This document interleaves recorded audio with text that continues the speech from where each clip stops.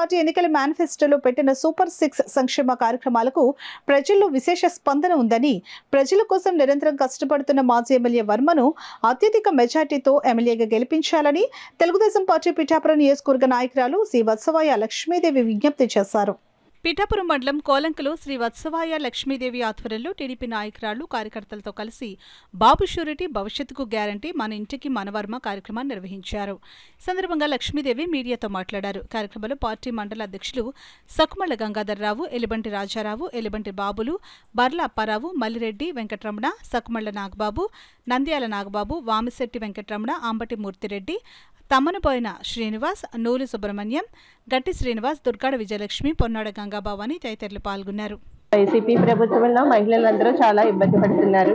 అలాగే మన చంద్రబాబు నాయుడు గారు సూపర్ 6 కార్యక్రమం ఒకటి పెట్టారు. భాగంగా మన మహిళలకు అందరికీ కూడా ప్రతి గ్రామానికి ప్రతి ఇంటికి తిరిగి అభివృద్ధి గురించి చెప్తూ వస్తున్నాము.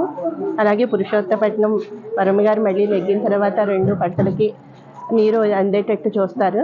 తర్వాత కాపు కార్పొరేషన్లో కాపు కళ్యాణ మండపం ఇచ్చారు. అది మళ్ళీ వర్మ గారు నెగ్గిన తర్వాత కాపు కళ్యాణ మండపాన్ని మళ్ళీ రీఓపెనింగ్ చేసి మళ్ళీ కడతారు. కోవిడ్లో కూడా వర్మ గారు మీ అందరికీ కూడా శానిటైజేషన్ చేయడం, కోవిడ్ కిట్లు ఇవ్వటం అన్నీ చేశారు.